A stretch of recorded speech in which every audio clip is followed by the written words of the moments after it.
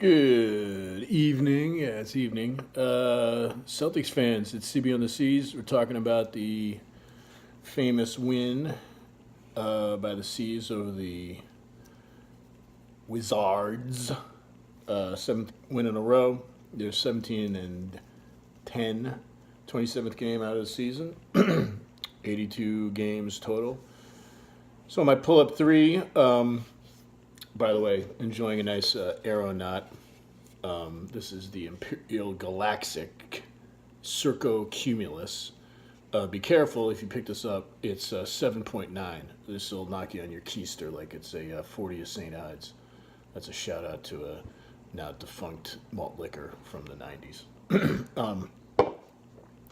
Anyway, so my pull up three, first point, you know, Marcus Smart gets credited for the bulk of the plaudits for that game, and he was great.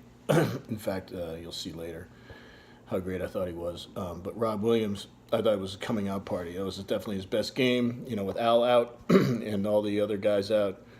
Baines was back, but Gershon and Al out. It was Rob Williams' time. He was awesome. So my second point at the pull-up three was a coaching move. It was Brooks. Something about it sort of goes back to Rob Williams too. Rob Williams usually when you get greenhorns, young guys like 19 years old coming into the league, especially big men.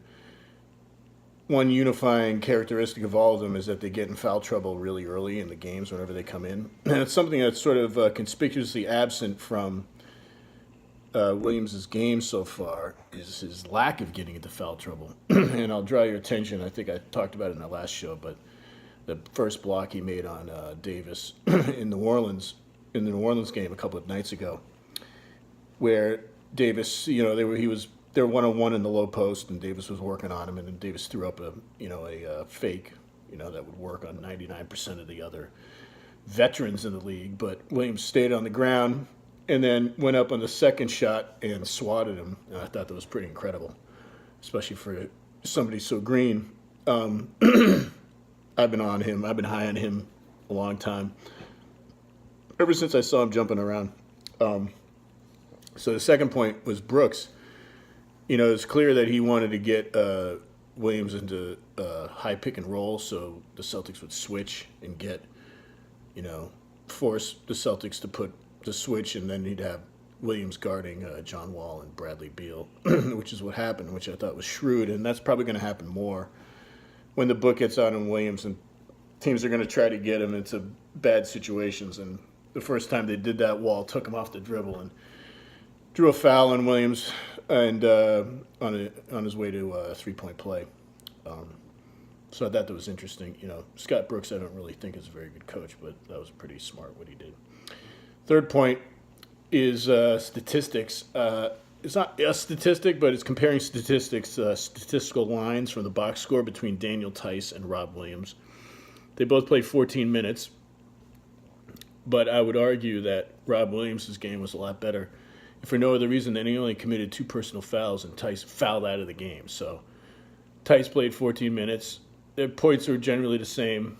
Theis had 8 points. Williams had 6. They both had 3 offensive rebounds. They both had 6 rebounds total. But Williams, he wasn't in foul trouble. And he had 2 blocks while Theis had none. And Theis turned the ball over twice while Williams never turned the ball over. And Williams was super active. And not only did he have the blocks, but he definitely altered a lot of plays and affected the game defensively in a way that Theis just can't possibly do. So I've been sort of advocating for Williams to get Theis's minutes, and I hope that is a trend that continues going in that direction. So the 3 stars of the game were I give a third star to Rob Williams, the Time Lord. I actually wanted to give him the number 1 star, but you couldn't take it away from Marcus. He's the number 1 star. And the second star was Kyrie for those 2 bombs that he dropped at the end. He was incredible. And he doesn't matter how cold he is during the game, he'll keep shooting, and he almost always makes them at the end. That was incredible. In overtime, just daggers. Closer. that John Wall was not. And that brought me lots of joy. So the 3 stains on the game, I give a third to Theis. He was pretty awful. He usually is. I know he had a big game the other night. Scored like 20-something points, so I don't give a shit. I don't like him. Second star stain on the game was Austin Rivers. Classic case of nepotism. Well, let's see what he had. He played 19 minutes. 0 for 4 from the floor, 0 for 2 from the arc, 1 for 2 from the line for 1 point. Yeah, he sucks. I watched him play a lot when he was at the Clippers, and he sucked then too. Yeah, I don't know what else to say about it.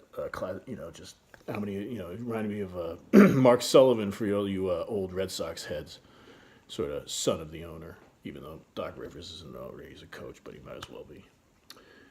And the number 1 stand on the game was John Wall, who, if there's a more unhappy player in the NBA, I'd like to know who it is. The guy's always got a puss on, and he is always complaining. And I thought they should have teed him up at the end of regulation with his, ostentatious whining about not getting the foul called. I remember he said something in the press about us getting all the calls down the stretch and them not getting any calls. But I think Chris Forsberg, somebody mentioned this, the free throws were 29 for Washington and 25 for us, so he can stop complaining anytime he wants. Beal, on the other hand, is one of my favorite players in the league, and Oubre is great too. I think those guys are both gamers, and Wall is bringing down the team and has been for years. So the closeout is a recommendation, and I'm using it right now. It's stats.nba.com. That's where I got almost all my stats. An incredible website, and you can cross-reference lots of things. And the great thing is they have this sort of bar where you can measure the statistics in any period during the game, between any time in the game, from like minute 1 of the first quarter to like minute 3 in the third quarter. That's pretty cool. There's so much to this website. I haven't even scratched the surface, but basketballreference.com is pretty good. And Second Spectrum, I hear, is the best, but that's like a subscription service and costs hundreds and hundreds of dollars. So until I set up a Patreon account or something, I'm not going to be paying for that. So I'm just going to have to settle for stats.nba.com, which is fantastic. So that's it. Next game is against the Hawks on Friday night, game 28 of 82. We've got a couple of more soft games coming up. I think Phoenix is coming into town, and Cleveland.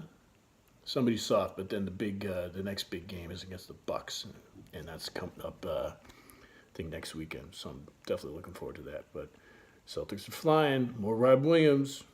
Peace.